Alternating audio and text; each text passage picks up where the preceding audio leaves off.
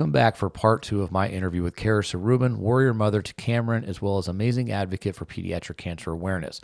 Also, this is the final interview of season 2. Please make sure that you come back next season for season 3 as I interview more amazing parents, more amazing organizations, and families. Thank you so much, guys, for sticking with me, and enjoy part 2.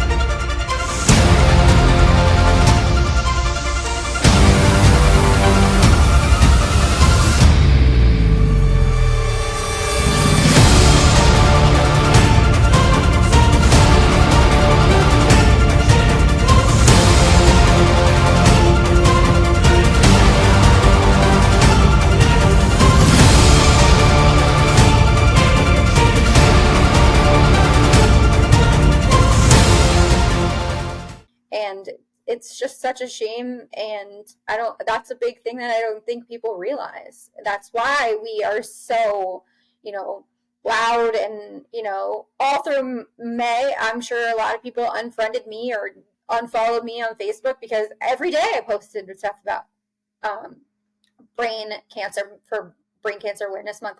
And then at the end of the month, what I'm saying is like, yeah, you can just shut that off and that's, 1 month and that's done for you. But this is my life this is a snippet of what goes through my brain every single day and every cancer parent's brains. We're out here still trying to, live life, play t-ball, play soccer. But that thought in your brain about your kid having cancer never leaves.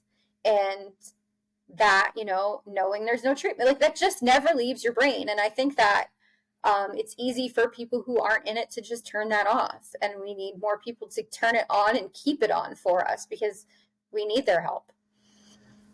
Yeah, no, that's 100% and it goes back to kind of with the doctors. They get to clock out at the end of the day and people get to shut off Facebook at the end of the day and they don't have to think about it anymore. And this is a full-time job. It's a full-time 365 days a year, 24/7. We don't get to shut it off. 366 on a leap year, okay? We don't get to shut it off and not be around it. And we just want the same type of awareness and coverage that other things get. Mm-hmm. So, and listen, it's one of those things where we're always walking on eggshells around the world now. We got to be careful what we say. This entire month, we are just bombarded with rainbows and we're supposed to just jump out in joy. In October, we're bombarded with pink and everybody knows what pink is, right? Everybody knows what that color stands for. Great. One day, I hope to God that we're able to make gold that incredibly bold and out there in September. That's what you think about. That's what you see going up in the windows. That's what the NFL, the MLB, the NASCAR, whatever, they're putting that stuff out there. Not every other cause going across the world that is only what's good clickbait from media. I want you to put that stuff out there and make sure these kids are understood. And I also want to connect something that, for whatever reason, it's connected through one of the largest breast cancer organizations in the world.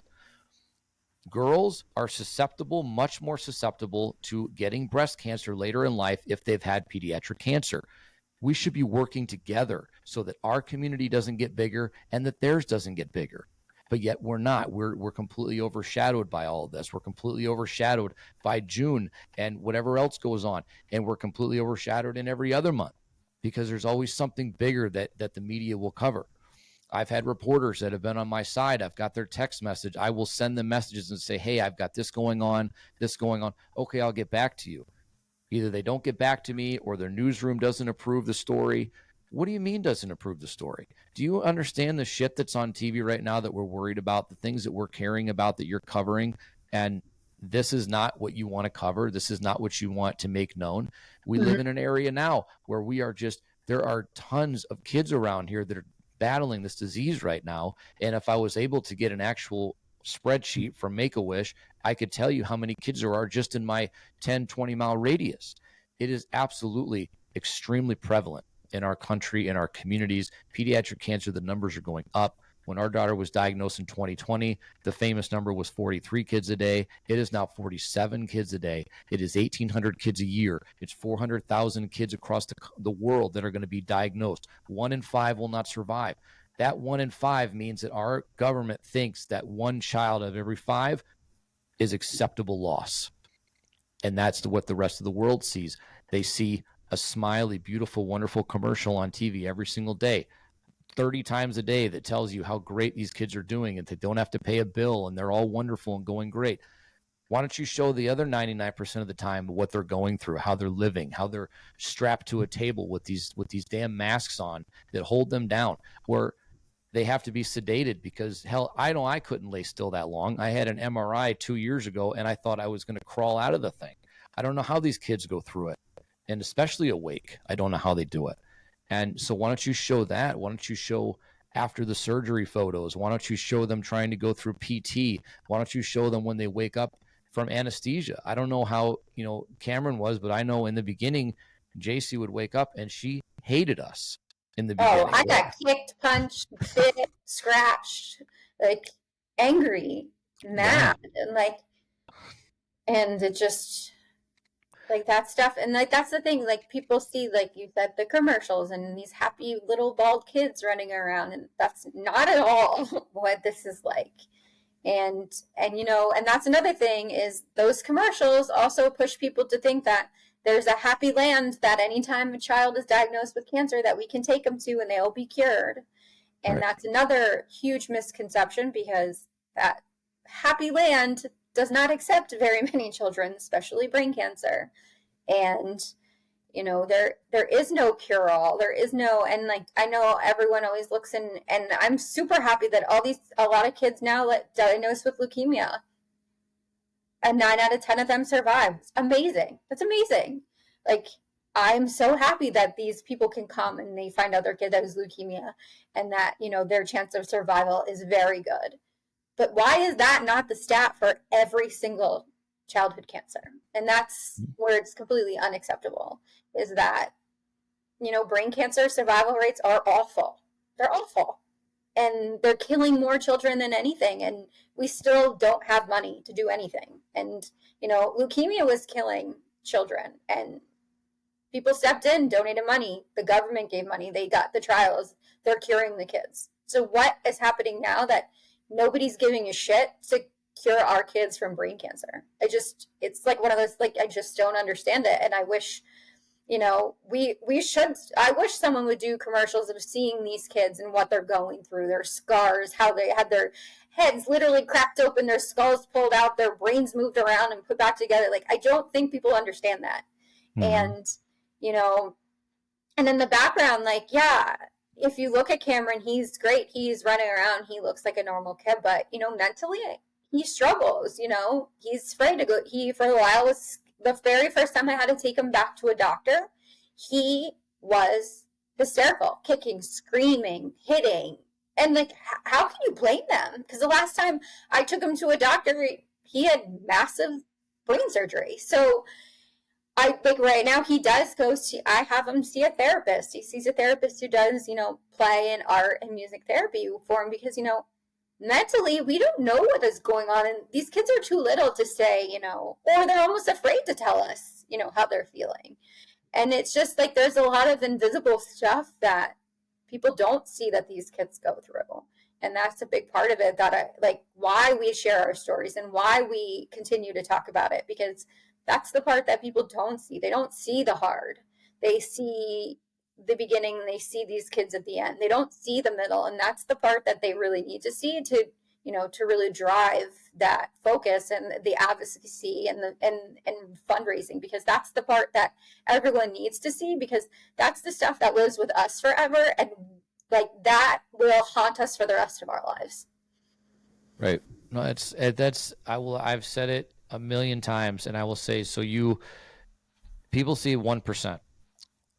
This phone right here, I could show you pictures on this phone that would put the strongest man to his knees, 100%. And they're the reality side of it. These are the real images of what pediatric cancer is, the real images of what it looks like after surgery, the real images of what happens when things don't go great, or things are not in the best of times, the real conversations that are recorded that you've had with your children, the real conversation that I had with my wife, with my daughter in a vegetative state, saying, I don't know if I'm going to be able to bring her home. These are the real and true images, stories, sounds, and sights that people need to see and need to hear. And I'm sorry if it affects your delicate senses. I'm sorry if it upsets you, if it's too graphic.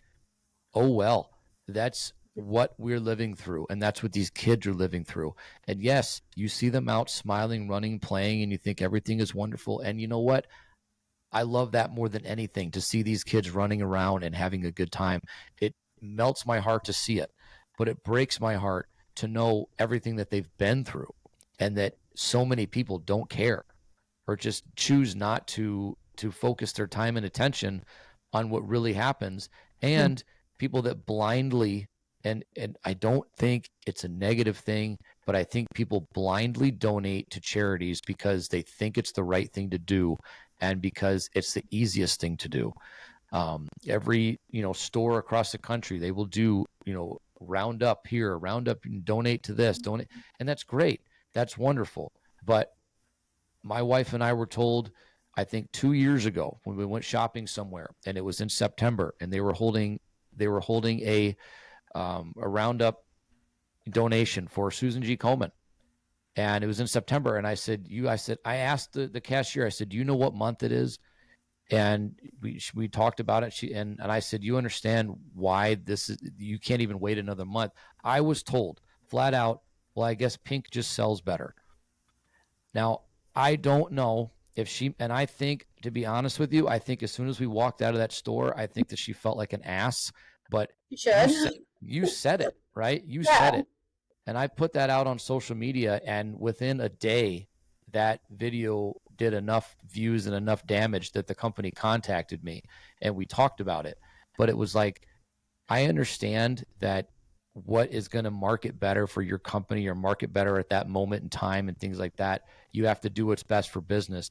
But you have to also understand that we're all humans out here, and we're all dealing with something, and understand that type of, we just did years of sensitivity training in the world so we can make sure we don't offend anybody. I could give a damn about offending people at this point. My filter is long gone. Everything that we've been through in our life, I could give a shit about any of that. If I offend you, then, and you feel some type of way, then what I said is probably about you. Go deal with it. I don't care. Get a helmet. What I've seen my kid go through, what I've seen my other daughters go through, what I've seen my wife go through as we held our daughter's hand while she took her last breath, I could give a damn about offending you and what you're, and what affects you if I said something about what our life has been. We just want people to understand that everybody is dealing with something in life, but our community is far too often left behind. This 4% of funding that we've all heard about, it's the number, it's that big giant number, right, that we get for kids, 4%. Yippee. Brain cancer gets less than 1%, but yet brain cancer is the number one killer. Pediatric cancer is the number one killer of kids by disease in this country. Brain cancer is on top of that. Why are we not doing more? I think a lot of the reason is we don't understand it, and there's not enough people that want to take the time to understand it and think that, well, we'll just use these archaic treatments that we have and we'll hope for the best. That's not good enough for us. We need something different now. Yeah, and it just feels like a sick cycle. And I think a big thing too is like, I wish people would drop the word rare. It's not rare anymore. It's just not. And like, and that's what they said. Like, and every time it's like, oh, it's a rare cancer. I actually called out a local children's hospital during the month of September last year. They did like a post about pediatric cancer, and they said, but the good news is pediatric cancer is very rare. And I was like, first of all, why would you even, you know what I mean? Like, that is a slight at the kids who have cancer, because it isn't rare. And then to look, October started, and their post was, let's turn everything pink, let's fight with the survivors, and all this stuff. And I'm like, so that you gave the kids this little piddly, oh, it's it's Childhood Cancer Awareness Month, but but the good thing, it's rare. And then a week later, screaming, oh, let's turn the whole hospital pink, and everyone should wear pink, and everyone should. And it's like, that's exactly how I feel our society looks, like what you're portraying, and you're a children's hospital saying this. And that's what you're saying, and then that's how we feel. Like we get this and everyone else gets this. And like it's apparent so many places, and it's disgusting that we see this. And that's why anytime someone says to me like, "Oh, is Cameron's cancer rare?" and I was like, "No, childhood cancer is rare. It's not rare anymore." Actually, a month before my son was diagnosed with cancer, a child in his same daycare we go to a very small daycare, was also diagnosed with cancer. And like everyone says like, "Oh, maybe you're just sensitive to knowing these stories because you're in it." And maybe I hear more about it because we're in it. But I met someone who literally lives down the road from me, and her daughter had the same tumor as Cameron. Yet they're saying it's so rare. Like, this stuff is not rare. It's not rare. And I'm sick of people using that word, because childhood cancer isn't rare, and kids dying from cancer isn't rare, and kids struggling with lifetime disabilities because of cancer treatment is not rare. And we just need to stop calling it that, because it's not. That's 100,000,000%. It could not be more well said. This whole surrounding us with this word and telling us that's why we don't get enough of this and enough of that, because it's a rare disease. It's not. It's rare. The only reason that childhood cancer is rare is because there is a stupid, archaic Rare Diseases Act that is in effect that classifies it, because if it doesn't affect over a certain number of people every year, then it's considered rare. Screw that. Because what that does is that means when you see rare, it means, okay, well, we don't have to worry about it. We don't have to, we don't have to put any effort into it, because it's not going to come around. It's like treating it like the swine flu. I've heard that as an outbreak one time in my 43 years on this earth. And so that's a rare disease, so we don't have to worry about it. Childhood cancer, it's not going anywhere. We have people that we have delivered packages to that are literally a mile from our house that we didn't even know were around here. And yet they're right there. They're right across the street. They're right around the corner. It's all over the place. This is not something that is going to go away, and it's getting worse. So how is it that you can sit there and tell us that it's a rare disease? How can something centered around kids be so ignorant to say, but it's rare, it's going down? No. And if I have to hear one more time, well, we're touting the 80% survival rates now. There's 80% survival rates. We're curing 80% of kids. Great.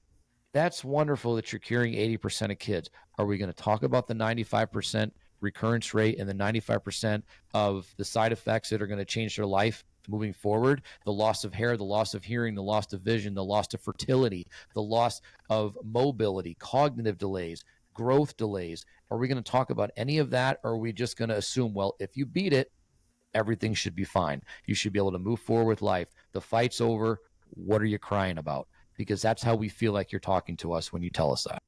Yeah, and a big thing about it is that 80% is probably a bullshit number anyway, because kids die. They usually cap that at 5 years of 5 years survival, and some of these kids pass away after 5 years. There's so many cases that the cancer came back. The cancer caused the treatment caused a different cancer, and those kids aren't being counted in that number either. Like, Cameron had radiation, so he'll have MRIs for the rest of his life, because that radiation could cause another brain tumor. Yeah. And that's the other thing. Like, people are like, "Oh, I didn't know that." Well, what would you have made a different decision? There was no decision. We didn't have any options. There was no other. What was the other option? There are no options. You have to literally make a deal with one devil or the other devil, and that's really how it is. And like, that's the thing. They look at these numbers, but like I said, half those numbers are bullshit, because these kids, they stop counting after 5 years. So the kids who passed away 5 years after their cancer caused by and that's the other thing. Half of these kids, that's another thing that I wish more people realized, is, you'll read these stories about these kids, and, that they passed away from cancer, but a lot of the times they passed away from the treatment. Yeah. It isn't a lot. There's so many stories, and just in the past 2 months, I've read 2 stories about kids that died from their stem cell transplant. That's what killed them. The cancer did not kill them. And I think that's another thing, is sharing more of those stories to realize, like, these treatments are also killing our kids, not the cancer itself. They took the tumor out and they're, attacking it with these treatments, and the treatments are killing our kids. And how is that acceptable? But they read these obituaries and the stories and said, oh, they had cancer, they died from the cancer.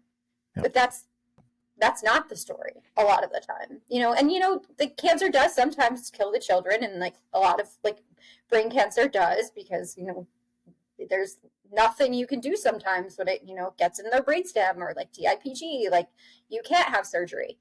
But a lot of these kids, their treatments are killing them or kill them later in life. And that's the thing, that like these statistics don't pick up that.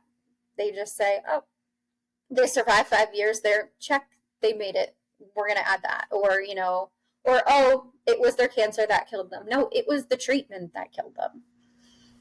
Right. These treatments are incredibly harsh, and there's no other way to put it, honestly, unless you can physically watch it happen.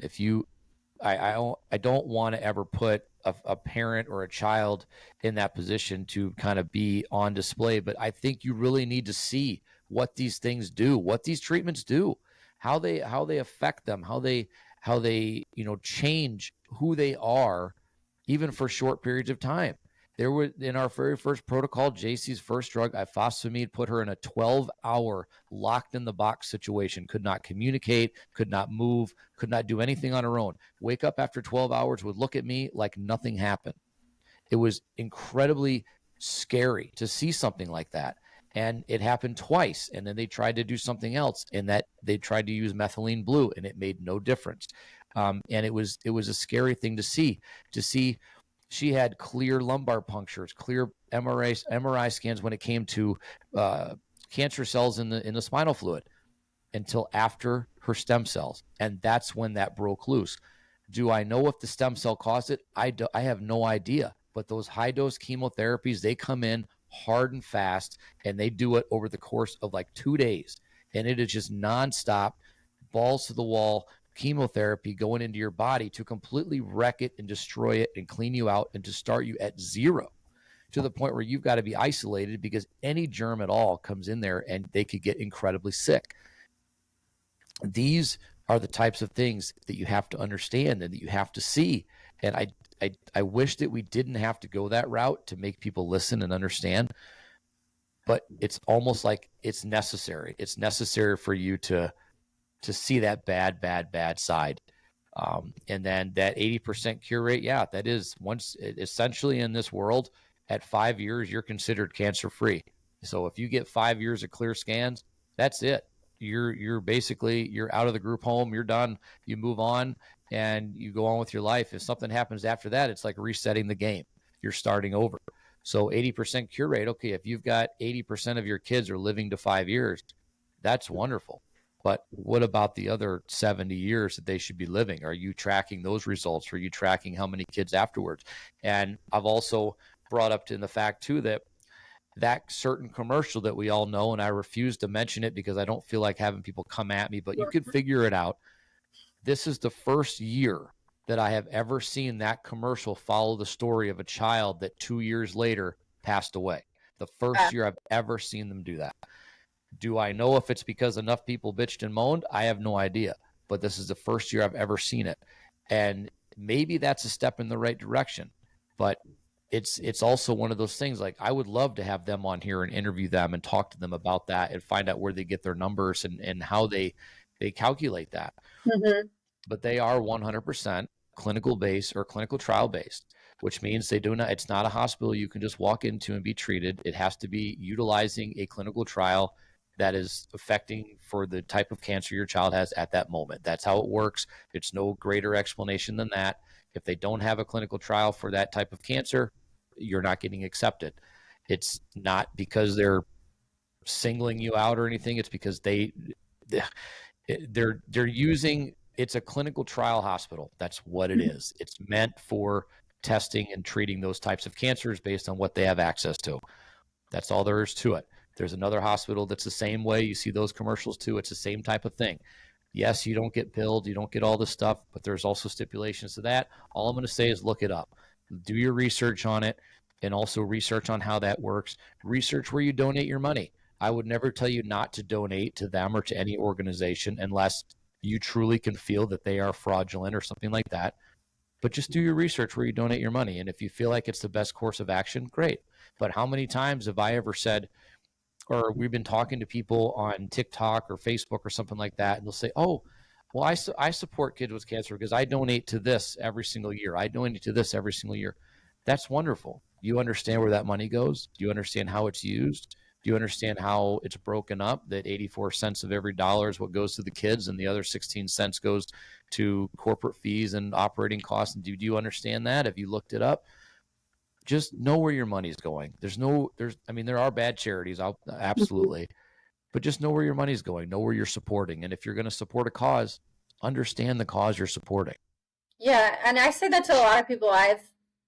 Especially now, like that Facebook lets you do like the things for your birthday where you can donate to a cause. And I've had people reach out to me and say, oh, like I want to do one for my birthday. I'm going to do it for the commercial place. And I was like, well, maybe you should think about that,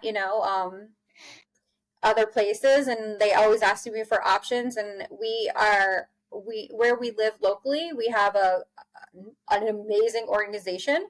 They're called the Pediatric Cancer Foundation of the Lehigh Valley, and they do something that's totally different. They don't raise money for cancer research. They raise money to support the families. So anytime the family is faced with the diagnosis, they literally come running, asking what you need, supporting the families, like sending gas cards and stuff like that. So I'm always like, so that's another thing. Look something locally, like, because that's, locally, if you, like I always say, that's a great one, like stuff like that. And you should look in your communities, or, there are websites that you can run to see where the money is going. There's a website that tells you if there are certain stars for, I think it's like a 5-star rating of where they're, like how they are using their money. And if it's a charity, you should be looking into. And a lot of people should be using that website and seeing, because a lot of these places that are saying they need the money also have billions of dollars sitting in funds that they're not doing anything with, and still begging for money. And I hope that wakes people up to we love donations, and there's tons of amazing organizations to donate to, but make sure you're donating to the right one. Because I know, obviously, you would love if everyone would donate to your organization, which I would love, you know what I mean? But you say, like, if you're not comfortable donating to me, find someone you are and that's doing right by the money, and not just, that you really should know where you're donating to, and where your money's going and who's that funding actually, because a lot of these nonprofits that come off of that are actually funding their CEOs. So, and it's not going to research, or 30 cents of it is, and that's not right by anyone if that's how they're going to run their company. And you shouldn't want your money to go there. Right. And I just on that side note, nonprofit to me means nonprofit. It means the money that you receive from your organization goes into your nonprofit. It goes to fund what you're doing. There are some operating costs, fine. But I have a real issue. I've never taken a salary from our nonprofit. I will never take a salary from our nonprofit, because I think that's really, it kind of defiles what you're doing. It takes away from what you're doing. But it is, some of these larger organizations, they absolutely do. And they have CEOs, and all of this stuff is public. You can look it up. You can figure out all of this. You can do a lot. So it's just, the moral of it is just do your research. If you're going to donate, absolutely. I will say that there is amazing, work and research coming out of that organization and other organizations, but just know where the money's going. And there are a lot of different options to donate to where you can dictate where your money goes and what it's used for. So just do your research on that. And, obviously, yeah, we would love for you to donate to us, because everything we do is 100% funded by the community. And, the packages that we send out and the advocacy, going to DC, that's all meant for raising awareness for this community and trying to make a difference. So if anything that you donate to us, it goes right back into the business. I haven't had a new car or vacation in a while, and it's because I'm not taking that money and using it for myself. We use it for the business, and we operate out of our basement. I don't have overhead costs, so it's a different way that we do things versus other things. But just do your research, and and just make sure you understand what it is that you're really supporting, and not kind of blindly doing it. Yeah, and make sure it's important to you because I do know people who are treated at that hospital and they love it and that's their home hospital and they've done amazing by them and I'm so happy for them and I never slight them for donating to them because they've saved their children. Like Mm-hmm. that's but if you don't, you know what I mean, and that for them and I've, they've done fundraisers, I've donated for that for them to do races and stuff because they have saved their children and that's great for them and CHOP does fundraisers like I obviously participate because like that's where we're treated and that's another thing too like you need to also like since if you're not a cancer patient or a parent and in it you're gonna do like ask us as parents donate where we has done right by our children have done right by us but these people out in the world just donating like because they think it is doing good and then that's why you really need to do your research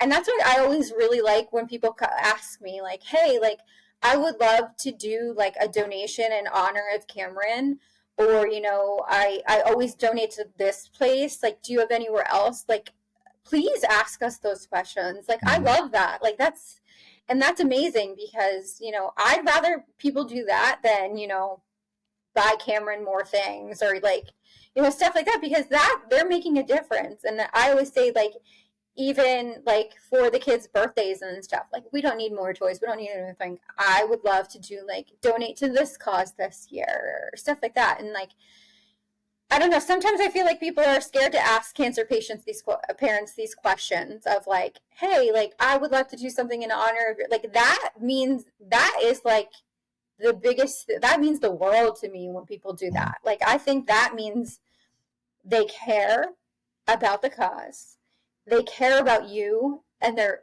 literally thinking about it and putting thought into that and like that is just like the best thing you could ever do for a cancer parent is like that right there and I think that's like because people always ask me like oh like what could we do for you like what can we do or what should we do and all this stuff and like that is an amazing thing you can do for someone and I hope people keep asking those questions of where you can donate what's a good place to put my money to help these kids and I think that's super important.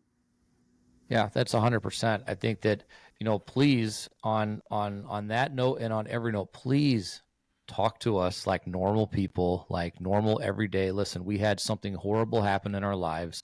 We, a lot of us in the sense we're broken people, but we're still the same people we were. So Mm-hmm. talk to us, ask us questions. If you want to ask us about the diagnosis, ask us how the kids are doing now, ask us how we're doing after our daughter passed. Like it's okay to talk to us and ask us these questions because the reality of it is I think the majority of us want to talk about it. We want because that means that other people, someone else is listening. It's awareness for us. We want to be able to tell our stories and we want to be able to tell their stories and have their legacies live on. And when it comes to donations, it's the same way. Ask us and we'll tell you because if you don't think that we haven't looked up the best charities to donate to or that are close to our cause or close to our understanding, I mean, I'm telling you that. So just take the opportunity, get to know somebody and ask the questions. We're here and most of us have got something on all the time that mentions that we're in this community, whether it's shirts or hats or buttons or pins or whatever. We're all part of it. We're on social media. You see us out there, just ask the questions because that's what we want. We want to be treated normal. Damn it, we don't want to be Yeah. treated like we've done something wrong or like we're contagious. Like this is Yeah. just a shitty situation that we've gone through or and are still going through, but we want to be treated normal and obviously I've lost friends, I've lost supporters after our daughter passed that they didn't know how to talk to us, or they felt the best thing to do was just to run away and hide. And that's the worst thing that you can do, because it makes us feel like we've done something wrong, like we have the plague or something. We went through something terrible. It's a shitty time in life. We all go through crappy things, but it's about how you support the people. So talk to us, ask us questions. It's the best thing that you can do. Don't run and hide. I'd rather you say the wrong thing and let me correct you than say nothing at all. Yeah, and 100%. And then I think another thing too is everyone always likes to tell us, be positive, you got to stay positive. But some days you need to go to that dark place and think about all the dark things and be in that situation, and like to have those friends and supporters be like, okay, you sit there for a little bit, and then you're going to come out of it, and we'll move on, because it is exhausting to be positive every single day. And it's the same thing, like, normal people that don't have kids with cancer, they have bad days too. They have the days that their kids are driving them insane and stuff, but like, and it's almost the same thing. Some days we have bad days. Like, you wake up, you read a news article, or you found out, like, going through radiation, we made friends with all the people that were there, because you're there every single day. We all start talking, like, about what, and we all stayed in contact. And unfortunate, and Cameron will be a year out from radiation on June 30th, and we have already lost 2 friends that we met through radiation. And it's and like those losses, it's horrible, because it's like, you got to know those kids, you got to know their families, you became really close, we were always cheering each other on, and like, the losses always keep coming in the cancer world. And I always say it's so strange to be in the world that we are now, because it's almost like you're living 2 parallel lives. After Cameron's treatment, I went back to work. He went back to preschool, back into playing sports, back into like real life. But you always have a foot in the cancer world too. Like, it's almost like you're straddling this life and trying to keep 2 lives going. And then if you have people treating you like you are diseased, or like I said, like, sometimes I've been in situations where I go to like a birthday party with my kids and people just kind of avoid me. And like, that is like one of the worst things you could do. And you don't need to talk about cancer, but like, just talk to me like you would have talked to me a year and a half ago.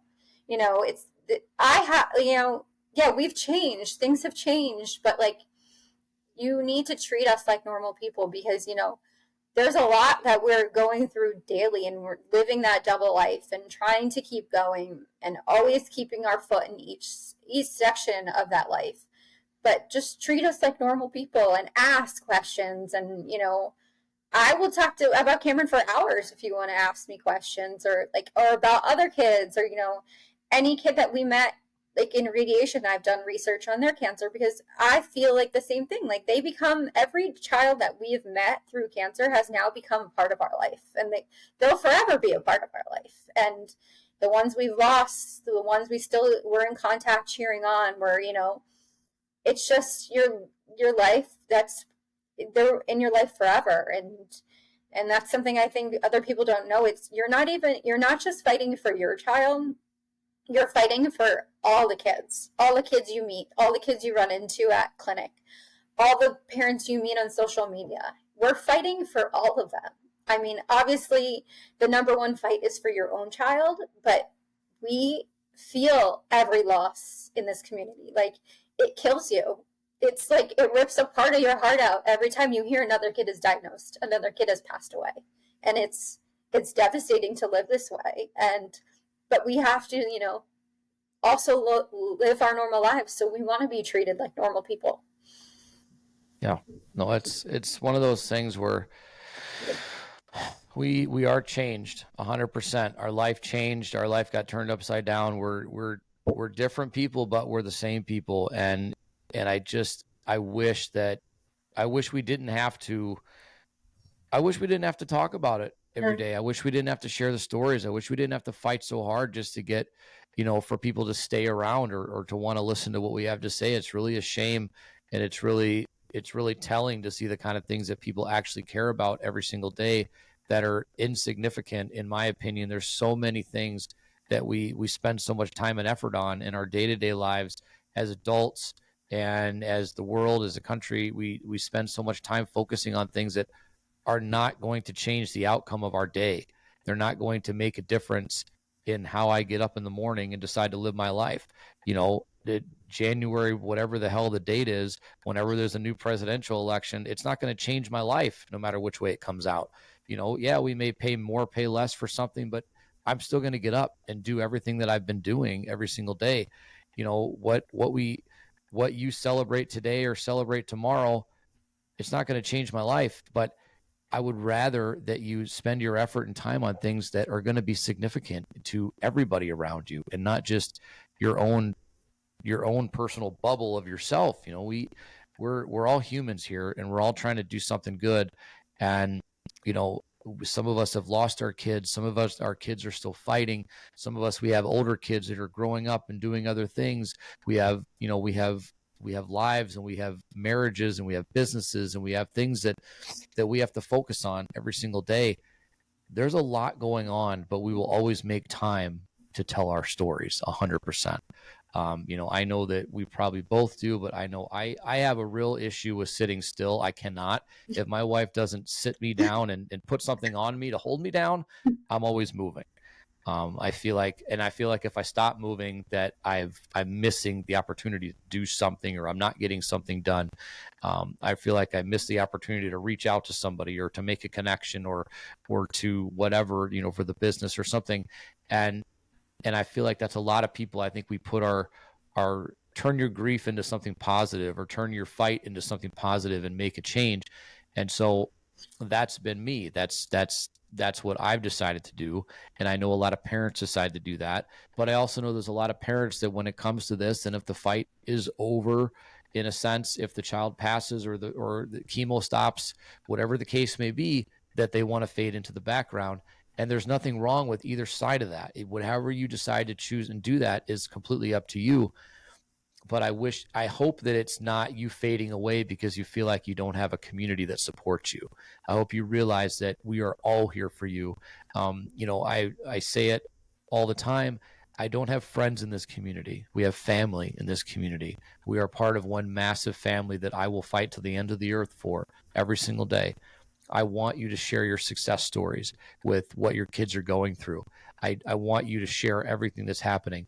I will tell you, as a father that's lost a child, there are things that trigger me that sometimes I can't watch, or sometimes I can't listen to, but that doesn't mean I don't support you. I'm here 100%. We have somebody ringing the bell today, and that's exciting as hell. I want to be a part of that. I want to hear it. I want to see it. And one of these damn kids would just rip the bell off the wall like we've been asking him to. It'd be great. But I want to hear that. Like, I don't, and I've had parents tell me in the past that they're afraid to tell me success stories, or survivor's guilt kind of gets in the way, and that doesn't allow them to share those types of stories. And I get it. I really do, because at one point we were there too, when we had the NED words, and we had the NOEV, all that kind of stuff. So I get it. But don't be afraid to share your stories and let us know what's going on. Your successes are important to us, because that means that something good is happening. And I like to think that we had a little bit to do with the success in this community just by getting awareness out there. So please don't ever be afraid to share, and know that you have a community that supports you like family 100% all the time. My phone number is public. My email is public. I'm not hard to get a hold of or find, get in contact with. There's an entire group of people that is always here for you. Please don't ever feel like you ever have to fade away and not be a part of this because you don't have support. I totally agree. I always say that this is by far the worst yet most supportive family that you've ever been a part of when you entered the world of pediatric cancer. And it's just the incredible support that all of us have for each other. And that's why I always try to make it a point where, if someone locally I find out is diagnosed with cancer, to reach out to them, or, our dependent of a family, that I'll reach out to them, because I know that was what, pulled me out of it, pulled me into it, brought me back from my worst days. Like, one of my very best friends now, who she's basically like a sister to me. We met on a group, and her daughter now is also treated at CHOP, and we talk every day. And like, she's family to me now. Like, all of these people, we're family. Like, we cry together. Every time my son goes through an MRI, she's, right there on the other line, like, also holding her breath, and vice versa anytime her daughter goes through it, because that we are family and we support each other so very much, and we want every one of our children to survive, and that's what, like, I love. Like, I know that where we are, we're in, the surviving. He's NED. We hope for he is forever.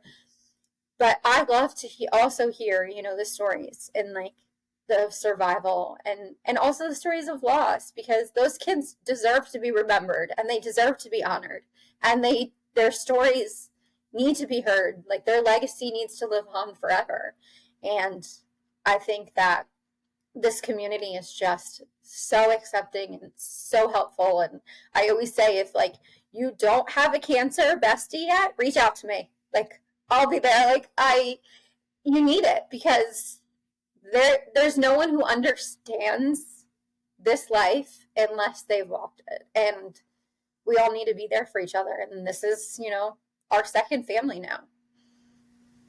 1,000,000%. I think that it's an incredible group of people that you didn't wake up one morning and ever want to be a part of, but you damn sure will never leave the side of anybody in this community now.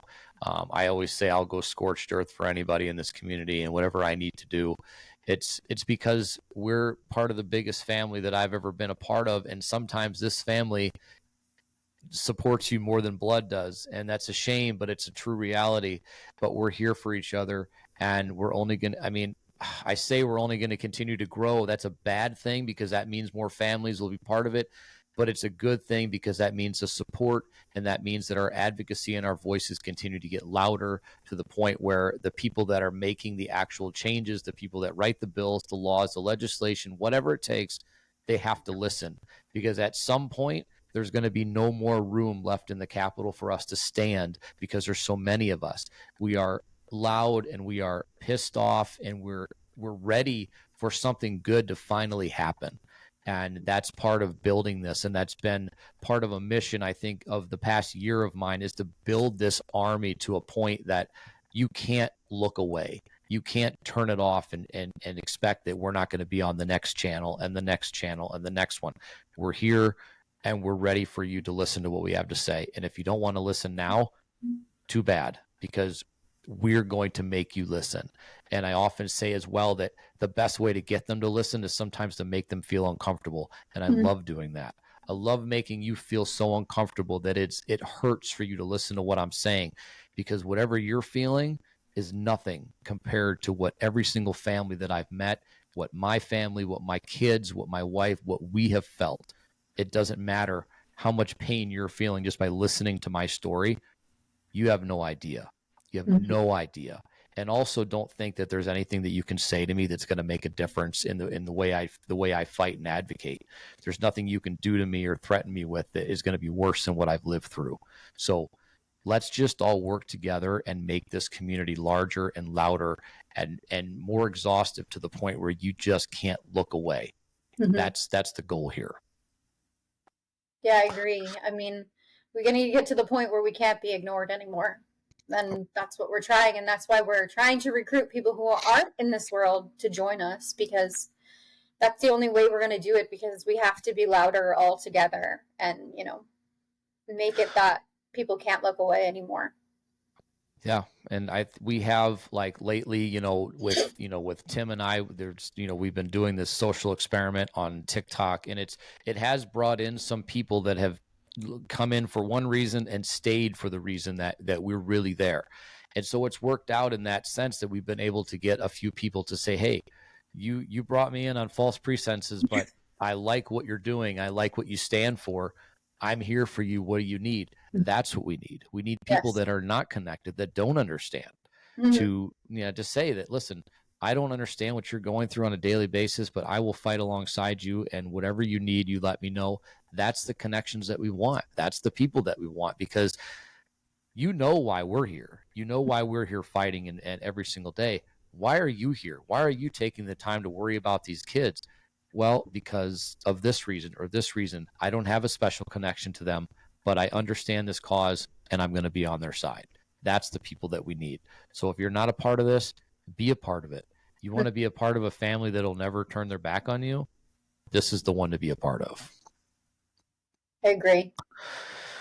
So from there, I will ask if you have any kind of closing advice to give this community or just anybody listening, any ways that they can support you or reach out to you, or just anything that you'd like to leave them with. Yeah, I think the biggest thing, if you're a parent in this community, make your voice known. You're your child's best advocate. If you're struggling to advocate for your child, please reach out to me. I'm sure they can reach out to you as well. We can help you. You're not alone. And I feel like that's the one big thing is when you become a cancer parent, it's isolating. You feel very alone, but you're not. And the community is always here. You can find me on social media. Reach out to me. I'm always, willing to talk to anyone at any time. And I think that's, to build your community and find the family, because we're the ones who are going to have your back, and everyone's here to help. And I think that's a big thing I want to leave with the people who aren't a part of the community is, support the people around you who are in the community. There's no one that I think that I could name that doesn't know anyone that has been affected with childhood cancer at this point in time. I mean, it is so prevalent now, it's not rare. And, you have to know somebody who is affected, and that's why you need to help join this cause with us and help fight and help save our children. It maybe not be your child, but and please don't wait to join the fight until you have to fight, because it's a child that you love. And I think that's the biggest thing, because it happened to me and I didn't think it would in a million years, and it did, and it can happen to you too. That's perfectly said. And again, yeah, it's one of those things where we don't ever expect something like this is going to happen. I think as adults, we go through our lives expecting that the worst thing will never happen to us, that those commercials, that those whatever the fundraisers you see on TV, that's never going to be us. We're never going to be a part of that group. I had two perfectly healthy daughters before our daughter was diagnosed with this type of cancer, and there's no rhyme or reason to it at all. There's no understanding. Be a part of something that is going to make a massive difference. And I promise you, like she said, that you do know somebody that's affected by this in some way, whether it's you personally or your child's school or your, the school that they went to elementary school at, whatever. They're somewhere. I promise, if you just Google it and you just look it up, you're going to find that there are children affected by this very close to you, perhaps even closer than you think, connected to you in a way that you don't understand. But be mindful of that. Be part of this community. Come and be a part of a group that's going to change this world one way or another. And our kids are going to be the ones that are going to be doing the changing. We're here to merely drive them to the advocacy and the rallies because they can't do it yet. But we're here for them and we're here for you. And this community is so incredible. And it's probably the strongest thing that you never, ever want to be a part of. But we're here now. And it's the strongest family I've ever been, I guess, lucky enough to meet along this journey. If you could find a silver lining in all this, it's the people that you meet. It's the organizations that you meet. It is the absolute support that you get from people that I've had support from people I've never met in my life that have reached out to me that said that our daughter's story touched them. I have no idea who these people are, but they somehow caught it along the way and caught it on social media. We're making an impact. Join us and be a part of it. And I promise you're going to learn something. And you want your life changed forever, just talk to one of these kids and they'll do it all day long. So that's mine. And I think that, and again, yes, I am very easy to find if you want to find me. My phone number is absolutely public out there. I probably shouldn't say that, but it is. And it's all out there. Our website, battlecorncarepackages.com. Yeah, everything is there. You can find ways to contact us. They're all of my social media. You can find us, and more than willing to talk to you or to reach out to me if you just need somebody to listen. If you just want to vent, if you've got questions, I do the best I can to answer them. And if I can't, I promise you that I will guide you in the right direction to get the best answers for yourself. So I will say that this has been incredibly informative, and it was an incredible conversation. And I want to thank you once again for taking the time and sharing Cameron's story and sharing your story and being so open to really kind of helping get this community to be a little bit stronger and a little bit louder. Yeah, and thank you for inviting me to join you. It's just a pleasure to be able to talk to somebody else and, have these candid conversations and let people really know what life is like having a child with cancer. Yes, it is, and that was really the hope with this level or this form of kind of outreach, was to give that inside information that a lot of times social media really censors and doesn't allow us to say what we want to say. So this was great, and I hope that we can further hear more at some point and talk more. And I truly, and maybe next time we can have Cameron on here. You can tell his story, but I'm excited to hear that he's doing well, and that's fantastic. And just please continue to let him know that this giant family is here for him, and we're here for you, and we're going to fight together so that he can continue just to be awesome and be amazing, and show us what true innocence and genuine hearts really look like. Thank you. Absolutely. So I will see all of you next week.